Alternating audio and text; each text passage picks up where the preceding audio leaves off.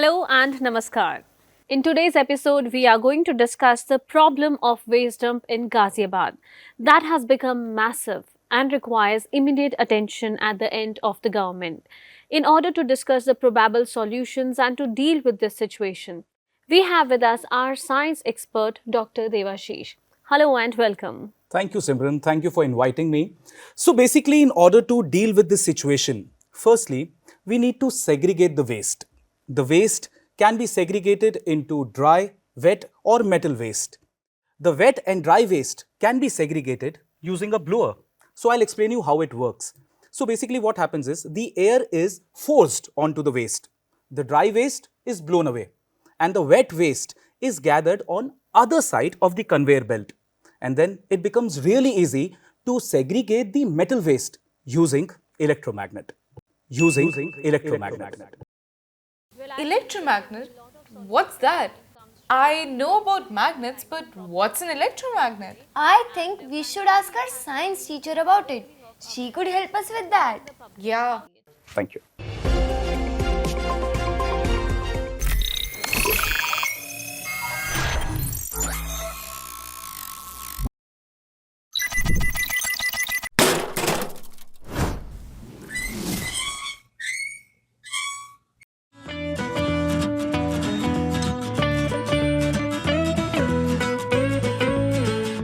Alright, so I hope all your doubts are clear now.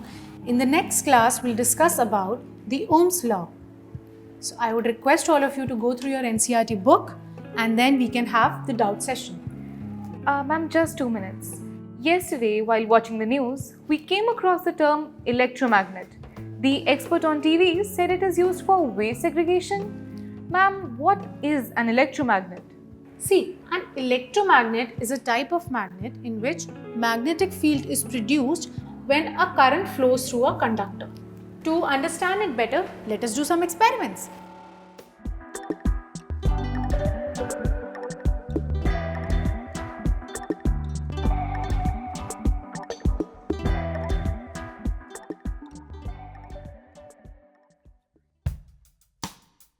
Alright everyone, get in.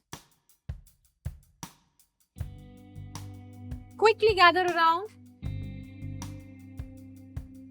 Alright, so here we are going to do something very surprising and very exciting. Today we are going to do an experiment where we'll actually understand what is an electromagnet. So before that, Sarah and Veera, can you identify few elements for me? Sure. Okay, so now please hand me a copper wire. Hey Sarah, there's the copper wire. Oh, very good. Next, I will compass needle. Veera, there's the compass. Oh, thank you, ma'am. Good job. Few connecting cables. Nicely done. And now a switch. Oh, ma'am. Good. Very well done. Do you think something is missing? No, ma'am. No? A battery maybe? So hand me a battery. No, not really. That's a voltmeter. That's an ammeter. Please look out for battery eliminator. Very good. That's a battery eliminator. Okay. So now, Sarah and Veera, you guys have to put all these elements in a closed loop using these connecting cables. Can you do that? Please proceed. Sarah, connect the wire with the switch, please. Sure. Good. Wrap it around. Wrap it around. Sit. Or maybe you can use another way. I'll use these cables to make a connection with the switch. Oh.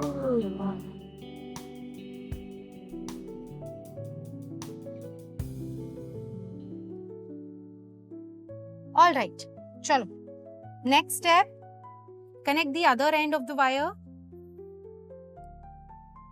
So now the circuit has a switch. Now we need to connect the battery in the circuit. Let us take these banana clips and we'll put them one by one like this.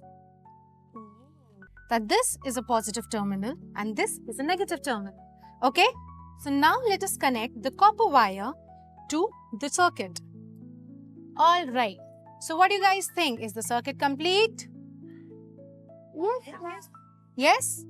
So, okay. Hand me over that board, please. Careful. Good. Let's keep it here. Good job. Alright. Now bring the magnetic compass needle closer to the copper wire. Okay, ma'am. Do you observe any change in the position of the magnetic needle? No. I am unable to see any movement, ma'am. I think we should bring it more closer to the wire. Okay. Turn it on. Eyes on the needle. It's not deflecting. Okay, let me increase the potential. Alright, eyes on the needle, everyone. You see? Yes. There is a deflection in the magnetic needle. The compass's needle deflected from its north-south direction when we switched on the circuit. I think so. There is a strong connection between the current flowing through the conductor and the deflection of the magnetic needle. Well, I have some clue about it. There must be a magnetic field around this conductor. Thus, it produces a deflection. Yes, both of you are correct. When the current flows through the wire, a magnetic field is produced around it, which causes deflection in the magnetic compass needle. And this phenomena is known as electromagnetism. Oh, now I get it. The expert on TV was suggesting using an electric current to generate a magnetic field to pick up the metal scraps from the dump. Oh, now I understand. The magnetic needle deflected due to the magnetic effect of electric current. But ma'am, who discovered this phenomena? Hans Christian Ørsted in 1820 observed this phenomena while studying the heating effect of current. You have to be very careful. This is very hot. Well, I suppose it's because of the heating effect of current. Well, yes, it is because of the heating effect of current. Let us learn something more about the magnetic effect of current. Are you guys ready for the surprise? Yes, ma'am. Alright, then hand me over the setup kept over there. You turn it off. Alright, so here we have a non-conducting sheet, a metal copper wire looped around, and then some few magnetic needles. Now let me connect the battery eliminator to the copper wire. So here what we are going to do is, we'll see what is the direction of the magnetic field lines around the copper wire. Oh, I remember. We also did this in the case of bar magnet too, to observe the magnetic field line patterns. Okay, eyes on the magnetic needle. Let me turn on the battery eliminator for you. Please see if you see any deflection. Oh. Yes, ma'am, there is a deflection. I think so. It means the magnetic field around this conducting wire is circular. Yes, you're correct. Whenever the current flows through the magnetic wire, then a magnetic field is produced around it, which is circular in nature, and direction is anti-clockwise. Oh. But ma'am, do we have to use magnetic needles every time to figure out the direction? No, actually we have a rule for that. Imagine you're holding a current-carrying wire in your right hand such that your thumb points in the direction of the current flowing through it. Then, in which your fingers will curl around and grab the conductor will give you the direction of the magnetic field. This is known as right-hand thumb rule. Well, why don't we apply this on the circuit? Okay, ma'am. Well, ma'am, since the current direction is upwards, my fingers curl in an anti-clockwise direction. Right, notice the spots of the north needle.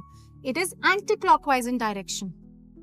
Ma'am, what if we interchange both of these connections? Then what will happen? Let us see. Let us switch it on. The directions have changed. Look. Well, now the needles readjust to show clockwise direction. Exactly. I think so. This concludes that the position of magnetic field changes with the flow of current.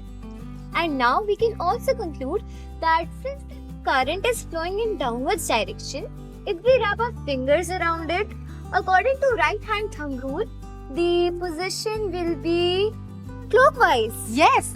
Both of you are correct. Thank you so much, ma'am, for teaching us about electromagnetism.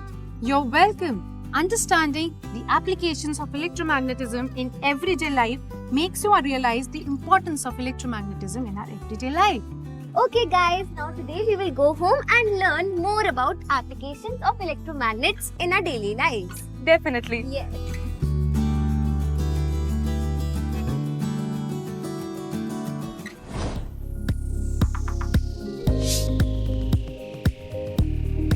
Guys, have you completed your maths assignment? The trigonometric one? Yeah. I have. Can you please help me in it? Because I'm facing some issues. Sure. Oh, lunch break is over. Hey, do you hear that bell? Of course, every day. Do you guys know the bell contains electromagnetism too? Basically, it has an electromagnet in it. It rings the bell because of the attraction of the metal armature when the current passes through it. Lunch break is over. Everyone please go to your classrooms. Speakers. Even loudspeakers have electromagnetism in them. They have a special coil through which electric current passes and generates a magnetic field. That interacts with the diaphragm and produces sound. Even our classroom fans have electromagnetism in them. Yes, the fan contains motor. When current passes through it, it creates a rotating magnetic field, which turns the blade and circulates the air. By the way, Shreyash, how's your grandfather? I heard he was sick. Yeah. Actually, he had his MRI test. But the doctor said everything will be fine. MRI machines. Even MRI machines use electromagnetism in them. Oh, how come? Well, they have these huge, powerful magnets that generate a magnetic field. And that interacts with the protons, our body. And that displays a crystal clear image. Oh God, Veera. Now you're finding examples of electromagnet everywhere. True. Let's go to classroom. Lunch break is over. Hi, next period is maths, I believe, right?